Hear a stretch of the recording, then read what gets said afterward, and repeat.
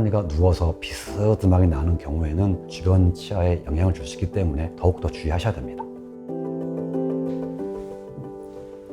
안녕하세요. 치과원 대표원장 최민호입니다. 오늘은 치과에 방문할 때 많이들 물어보시는 질문들에 대해 알아보겠습니다.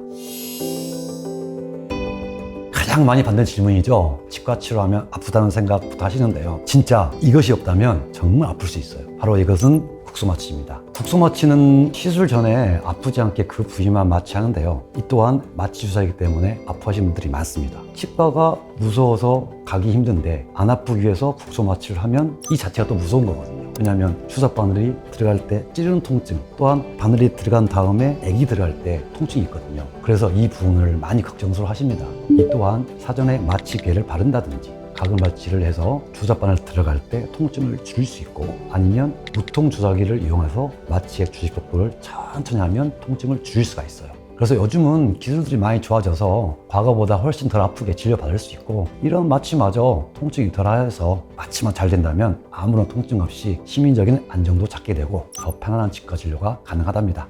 만약 치료 중에 아프거나 불편한 점이 있다면 언제든지 말씀해 주세요. 저희가 환자분 상태에 맞춰 차근차근 치료를 진행할 수 있습니다. 스케일링은 치석을 제거하는 과정으로 잇몸 건강에 필수적이에요. 치석이 쌓이면 잇몸 염증을 유발하고, 지나치게 쌓인 치석으로 인해 잇몸이 내려앉게 되면 치아 지탱이 어려워질 뿐만 아니라 치주질환으로 발전할 수 있습니다. 정기적으로 한 6개월에 한 번, 한 1년에 한 번에서 2번 정도 받으시면 치주질환 예방에 큰 도움이 되죠. 또한 요즘은 건강보험도 적용되어서 비용 부담도 많이 줄어들었습니다. 또 스케일링 후에는 입안에 깔끔한 기분이 들어서 많은 분들이 만족하십니다. 외관성으로 깨끗한 치아로 보이니 정기적으로 받아서 치아 건강과 신미성 모두 잡는 걸 추천드립니다. 스케일링 할 때 시큰하시던 분들이 계시거든요. 그분들 꼭 가글 마취 해주시고 하면 훨씬 편안합니다.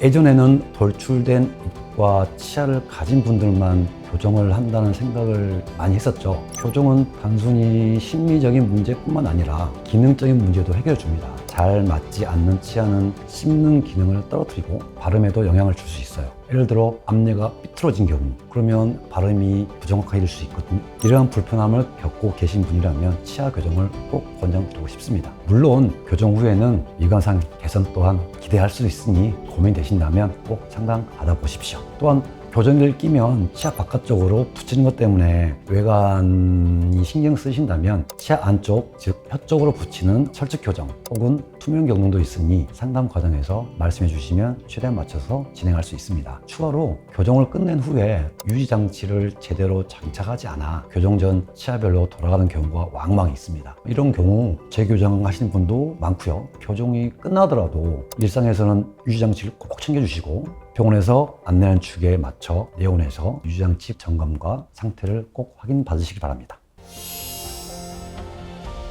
사랑니는 사람마다 나는 시기나 아니면 나는 방향이 다 달라요. 사랑니가 나는 동안 통증이 심한 분도 있고 통증이 별로 없는 분도 있어요. 이렇게 사람마다 사랑뇨이란 증상이 다 다르기 때문에 정기적으로 상태를 파악하는 게 중요한데요. 통증이 없고 문제가 없다면 꼭 사랑니를 뽑을 필요는 없을 것 같아요. 또 사랑니가 똑바로 나는 경우가 있는데, 이런 경우 사랑니가 충치가 생길 것 같아서 미리 뽑는 경우가 있으나 꼭 뽑을 필요는 없습니다. 하지만 올라오는 사랑니 때문에 주변 치아에서 통증이 느껴지거나 염증이 생길 때는 꼭 가까운 치과에 내원하셔서 사랑니 뽑는 걸 추천드립니다. 이때 사랑니가 누워서 비스듬하게 나는 경우에는 주변 치아에 영향을 줄 수 있기 때문에 더욱더 주의하셔야 됩니다.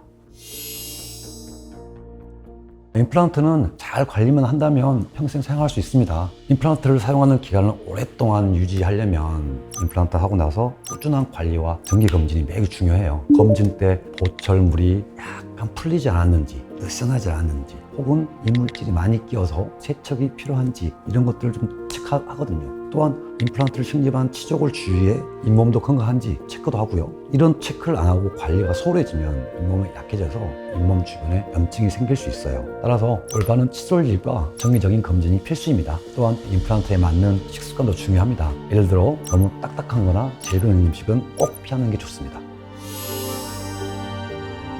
라미네이트는 치아의 모양이나 색깔을 개선하고 싶을 때 유용한 시술이에요. 주로 치아가 변색됐다든지 찌그러졌다든지 공간 문제를 해결하기 위해 사용됩니다. 만약 치아의 표면이 손상됐거나 치아 사이의 간격이 넓어서 고민이라면 라미네이트를 생각해 볼 수 있는데요. 하지만 이런 라미네이트 전에는 충분한 상담이 필요합니다. 왜냐하면 라미네이트는 치아를 조금 깎아낼 수 있기 때문에 치아 상태와 원하는 결과를 고려하여 신중히 결정해야 돼요. 또한 시술 후에는 정기적인 관리가 필요하니 이 점도 염두에 두시길 바랍니다. 오늘은 치과 방문 시 궁금했던 여러 가지 질문에 대해 알아보았는데요. 도움이 되셨나요? 치과 치료는 우리 치아와 잇몸 건강을 지키기 위한 필수 과정입니다. 언제든지 궁금한 점이 생기시면 주저하지 말고 댓글 달아주세요. 그 댓글 제가 충분히 상담해 드리겠습니다. 다음에도 유익한 정보로 찾아뵙겠습니다. 지금까지 안녕하세요 치과의원 대표원장 최민호였습니다. 감사합니다.